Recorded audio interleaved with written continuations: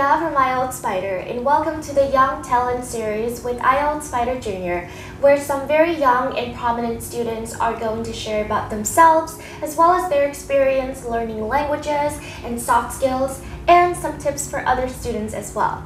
So I really hope this series is going to be useful for you on your self-development journey. And today we are going to meet our very first guest. So are you ready to meet her? Let's go.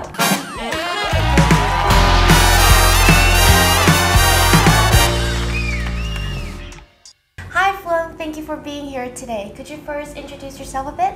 Of course. Hi everyone, my name is Phạm Lê Phương. I'm 15 years old and currently I'm a student of Bắc Thăng Long High School.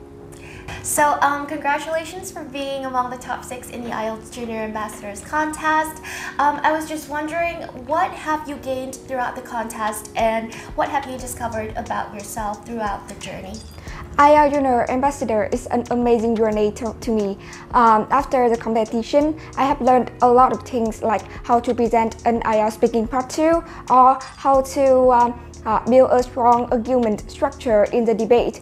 Oh, that sounds great. How long have you studied English for, and what are your favorite parts about this language? I have been learning English for 7 years since I'm just a 4th grader kid. My favorite parts of this language are listening and speaking skill. I think that the essence of learning English is that we can communicate with others in English. So when I master both this skill, I can easily to communicate with foreigner, and it can open up for me new opportunities.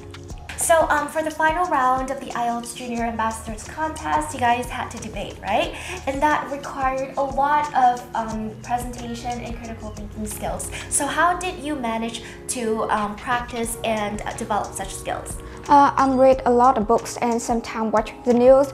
By taking time to do research and focus on learning, I find that over time I will evolve and adapt to new situations. Regarding critical thinking, is not something that comes easy. Sometimes you need to let go of what you believe and work with new ideas. For example, when I read a piece of news, I always try to analyze it and look at it from multiple viewpoints. That is how I train my critical thinking. It can be challenging sometimes, but if you do it right, it will all worth it. And besides learning English, do you have any other hobbies or special talents? Besides learning English, I have a huge passion for designing graphics. Currently, I'm a member of the design team of several projects and clubs. And can you give me an example of a project that you are participating in? Yeah, our project is for children and English. We want to bring English to the children in the rural area. Right. That sounds like an amazing extracurricular activity, and you have a chance to improve your own English too, right? Yes. That's very meaningful. So this might be a broad question, but I think that you definitely have something in your mind regarding this. So what are your future goals? In the future, I want to focus on getting an IELTS certificate, and maybe after that is get a scholarship to study abroad in Australia. Oh, you want to study abroad too? Me, I also studied abroad, but in the States. But you would like to study abroad in Australia? Yes. And one last question I have for you. So do you have any tips for learning English for students your age? Yeah, of course. Learning English will be very easy and interesting if you learn it with passion and love. You can watch movies or listen to music in English. It will improve your listening a lot. Or when you meet a foreigner, don't be afraid to talk to them. Be confident in impressing yourself. I believe that if you work hard, mastering English is only the matter of later or sooner. That is some really great advice. Thank you, Phil, very much for joining our first episode of our series today. I wish you the best on your upcoming journey, and yeah, thank you. Thank you.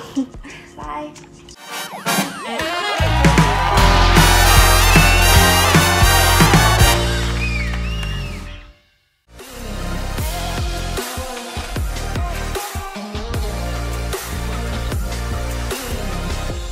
IELTS Fighter, tiên phong phổ cập IELTS cho người Việt.